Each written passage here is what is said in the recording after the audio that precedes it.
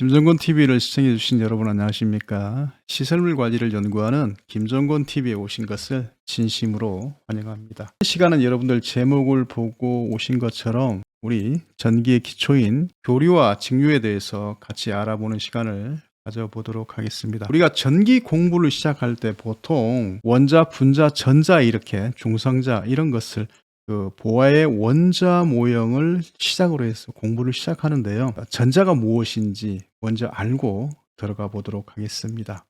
여러분들께서 지금 손에 이렇게 하나의 빵이 있다고 생각을 해봐 주시기 바랍니다.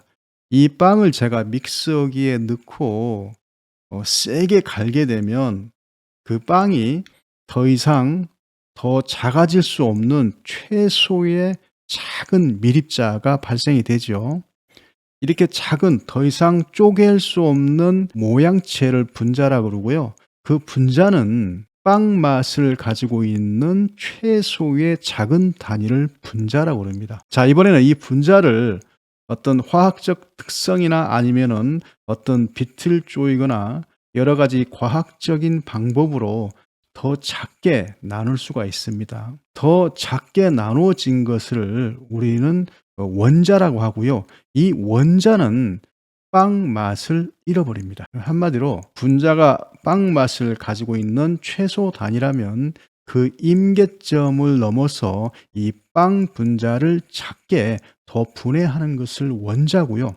이 원자는 핵과 공성자와 양자와 전자로 이루어진 것을 알 수 있습니다. 이렇게 이루어진 이러한 원자는 어떤 특정한 그 방법을 통해서 그 전자가 이동을 하지요. 그 전자가 이동을 한다. 전자가 흐른다 해서 전자의 흐름을 전류라고 하는 것이죠. 자, 여기에서 이제 우리가 배우는 건 교류와 직류의 구분인데요.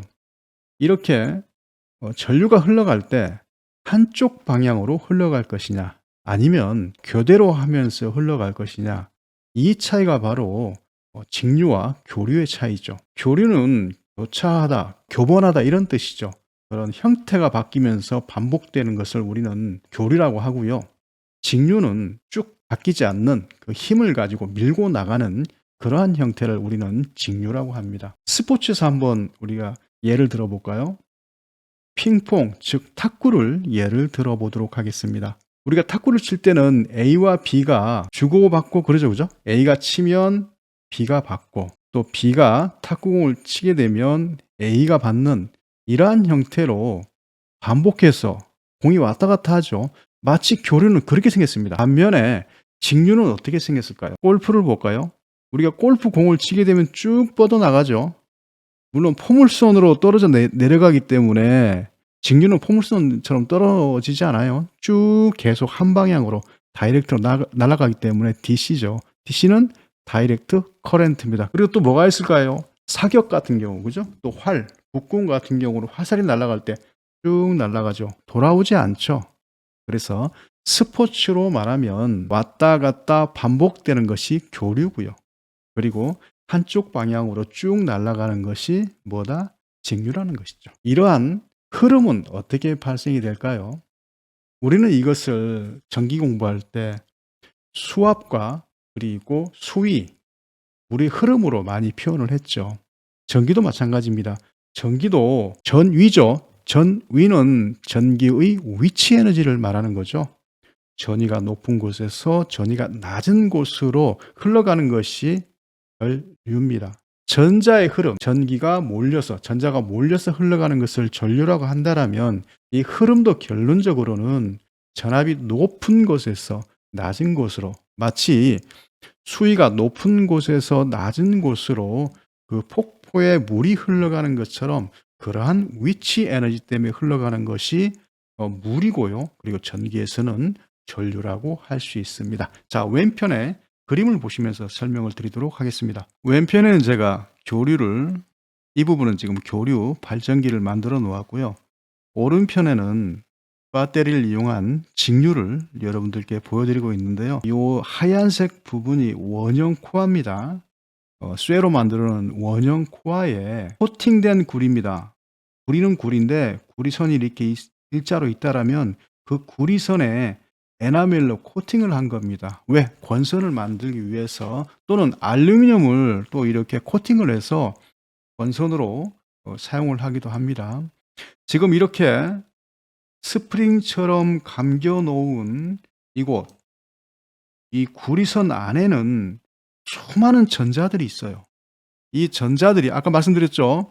이 코일도 역시 이 구리도 잘게 갈아서 분자로 만들고 원자로 만들면 그 원자도 결론적으로 아까 말씀드렸던 빵처럼 핵과 중성자 그리고 양자, 전자로 구성되어 있는데요.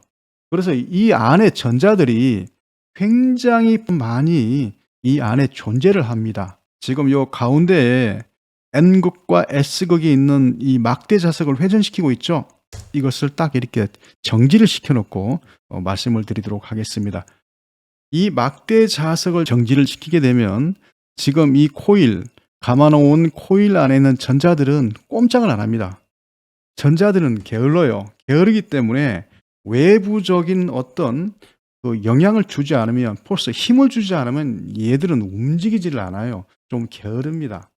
그래서 지금 이 안에, 이 구리선 안에, 이 권선 안에 있는 전자들을 어떻게 하면 움직일 것이냐, 세 가지로 움직일 수 있습니다. 자, 지금 제가 이 그래픽을 그려 놓은 것처럼 N극이 됐든 S극이 됐든 이 권선에, 이 구리에 가까이 다가가게 되면, 또는 멀어지게 되면, 다가섰다가 멀어졌다가, 이렇게 자석에는 자속이 있죠.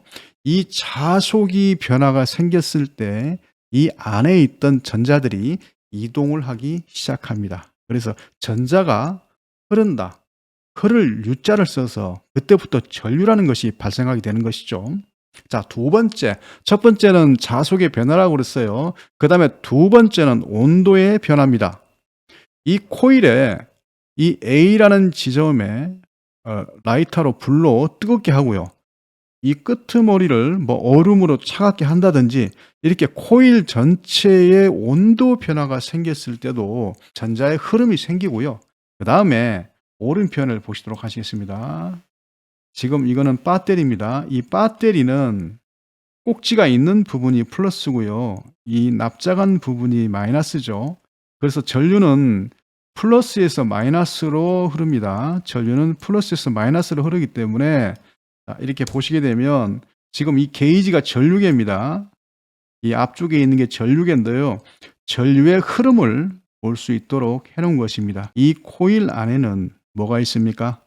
전자들이 있죠. 그래서 이렇게 N극과 S극이 뱅뱅뱅뱅 돌면서 자속의 변화를 주면 뭐가 생긴다?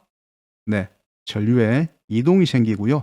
그래서 이렇게 유도를 시켜서 기전력이 발생한다고 그래서 이곳에 발생되는 유기 기전력 또는 유도 기전력이라고 하는데요. 자, 여기에서 앙페르의 오른손의 법칙과 렌츠의 법칙이 성립이 됩니다. 그리고 이 두 가지를 다 묶어서 플레밍의 오른손의 법칙이라고 할 수 있는데요. 이것은 지금 발전기입니다. 전동기가 아닙니다. 전동기 같으면 플레밍의 왼손 법칙, 지금 이것은 발전기이기 때문에 플레밍의 오른손의 법칙이라고 할 수 있습니다. 그러면 어떻게 해서 이 안에 있는 전자가 흐름이 발생이 되느냐? 자, 제 손을 잘 봐주시기 바랍니다. N극이 이렇게 이 코일을 통과를 하고 있죠. 이렇게 N극이 통과를 하게 되면 이 N극이 이곳을 통과를 할 때, 그러니까 이 안에 있던 전자들이 N극아 들어오지 마라는 방향으로, 이 엄지 있죠? 이 엄지가 가리키는 방향이 전류의 방향이라면 요 감아진 방향이, 이것이 자기장의 방향입니다. N극이 다가오면 N극아 들어오지 마라고 엄지로 밀어내는 N극이 발생되는 방향으로 전류가 흐릅니다. 앙페르의 오른손의 법칙입니다. 자, 그러면 이 또 N극이 이제 서서히 빠져나가죠. 빠져나가면 또 뭐 무슨 노래에 노래 가사말도 아니고 N극아 가지마, N극아 가지마라 하면 어떻게 됩니까? S극이 돼야 되죠. 그래서 이렇게 팽 돌려서 전류가 발생이 됩니다. 그걸 보시면서 여러분들 보시게 되면 이번에는 그 암페어미터를 같이 보면서 설명을 드려보도록 하겠습니다. 일단 N극이 0도라고 보겠습니다. 여기 0도가 됐을 때 바늘이, 다시 한번요. 이 N극이 0도가 됐을 때 이 바늘이 0에 딱 위치해 있죠. 그죠? 이제 서서히 N극이 돌아갑니다. N극이 코일 쪽으로 다가서면요. 서서히 어떻게 돼요? 코일에서는 들어오지 마라는 방향으로 N극이 발생되는 방향으로 전류가 흐르게 됩니다. 앙페르의 오른손의 법칙이죠. 그리고 N극가 다가오지 마라고 반대의 방향에 힘이 생기는 걸 뭐라고요? 렌치의 법칙이라고 그러죠. 여러분들 자전거 타시는 거 좋아하세요? 예전에 우리 어렸을 때 자전거를 타면 자전거 핸들 밑에 이렇게 서치라이트가 있는데요. 그 서치라이트를 쭉 따라가면 앞바퀴 중간쯤에 이렇게 버튼을 탁 치게 되면 이렇게 바퀴에 붙는 자그마한 발전기가 있었어요. 그래서 그 발전기를 바퀴에 대게 되면 이 바퀴에 따라서 발전기가 이게 돌아가면서 그 안에 내부에 있는 이렇게 연구자석 있죠. 이 연구자석을 회전시켜서 그 외부에 있는 코일에 전기를 발생을 시켜서 불이 들어오는 것을 여러분들 보셨을 거예요. 아마 50대 이상 분들만 보셨을 건데요. 있는 힘껏 이렇게 페달링을 하면 어떻게 돼요? 불이 환해졌다가 그리고 좀 이렇게 서서히 달리게 되면 불이 약해지는, 바로 이겁니다. 이 원리입니다. 그래서 N극과 S극이 페달을 돌릴 때 왜 힘들어지느냐? 이 N극이 이 코일에 들어오지 마라는 방향으로 렌치 법칙이 작용을 하기 때문에 이게 잘 안 굴러가는 거예요. 안 굴러가니까 어떻게 자전거가 잘 안 나가는 것처럼 느껴지는 것이죠. 자, 보세요. 그래서 N극이 다가오게 되면 정점에 이르러서는 거죠. 정점에 이르렀을 때는 이 플러스 방향으로 생기죠. 전류가 생기고요. 그리고 내려 돌아가려고 하면 또 잡는 힘이 생긴다고 그랬잖아요. N극가 가지마 하면서 다시 0 쪽으로 흘러갑니다. 그래가지고 위쪽이 0도라면 180도가 됐을 때, N극이 180도가 됐을 때 S극도 그렇고 N극도 그렇고 자기장에 아무런 이런 코일에 영향을 미치지 않기 때문에 제로가 되죠. 다시 이제 S극이 다가서면 어떻게 됩니까? 이번에는 이 코일에서 S극가 들어오지 마라는 방향으로 또 자기장이 생기죠. 그러면서 전류가 역기전력이 발생이 되기 때문에 S극도 역시 중간쯤 왔을 때 마이너스 피크치를 치고요. 마이너스 피크치를 치고 다시 돌아서 쭉, 그러면 또 여기서 가지 마라고 그러죠. S극가 제발 가지 마라고 붙잡는 방향으로 또 전류가 자기장이 발생되면서 전류가 흐르게 되면 얘도 S극도 딱 이렇게 직선으로 섰을 때는 N극이든 S극이든 어떻게 돼요? 아무런 영향을 미치지 않기 때문에 제로가 되는 것이죠. 자, 이것을 그래프로 이제 그려보도록 하겠습니다. 이 축이 Y축이고요. 이 축이 X축입니다. 그래서 이 N극이 쭉 돌아가게 되면 피크로 가죠. 아까 이 플러스의 피크로 갑니다. 그래서 돌아갑니다. 돌아가게 되면 이 빨간색이 전류입니다. 그리고 Y축이 전류, 위쪽이 플러스, 아래쪽이 마이너스죠. 그리고 오른쪽에 시간이 변하죠. 시간이 변함에 따라서 이렇게 전류가 플러스로 갔다가 마이너스로 가는 것을 볼 수 있는데요. 아까 말씀드렸던 앙페르의 오른손의 법칙과 렌치의 법칙을 기억을 하면서 이 세 가지를 같이 보셔야 돼요. 이 코일에 동작을 하는 N극과 S극의 방향, 그리고 이 전류계 0과 플러스와 마이너스를 움직이는 이 전류계의 바늘, 그리고 이 빨간색 전류가 흘러가는 전류의 플러스 마이너스 값과 그리고 시간의 변화에 대한 그 플러스인지 마이너스 값을 잘 비교를 해 보십시오. 자, N극이 돌아갑니다. N극이 돌아가면서 중간에 갔을 때, 딱 중간에 갔을 때 전류계는 플러스를 가리키고 있고요. 그리고 이 전류는 최고치, 마루, 이 정연파, 이거 사인파라고 그러죠. 마치 S자처럼 생겼다고 해가지고 사인파라고 그러는데요. 이 N극이 이 코일의 중심점에 있을 때 전류계는 최고점인 플러스에 가 있고요. 그리고 이 그래프도 S 정연파의 최고점인 플러스에 와 있죠. 자, 내려갑니다. S가 내려가게 되면 어떻게 돼요? 이 전류가 이제 제로로 가죠. 여기 하면 제로 영향력을 안 미치니까 그죠? 그리고 이 바늘은 제로 쪽으로 내려갑니다. 자 보십시오. 자 이렇게 해서 이제 N극이 밑으로 가고 S극이 위로 올라갔고요. 그리고 전류계는 0으로 갔죠. 그리고 이 정연파, 이 사인파의 전류는 0의 위치에 있습니다. 이제 S극이 오게 되면 아까 이 정반대로 그죠? 이번엔 S극이 밀어내야 되겠죠. S극이 밀어내니까 전류는 마이너스가 되고요. 역시 이 S가 3시 방향이라 하겠습니다. 3시, 6시 방향. 3시 방향이 됐을 때 마이너스의 최저점이 되고요. 그리고 여기에 전류계는 마이너스 쪽으로 가겠죠. 갔다가 다시 올라오면서 0으로 다시 오고요.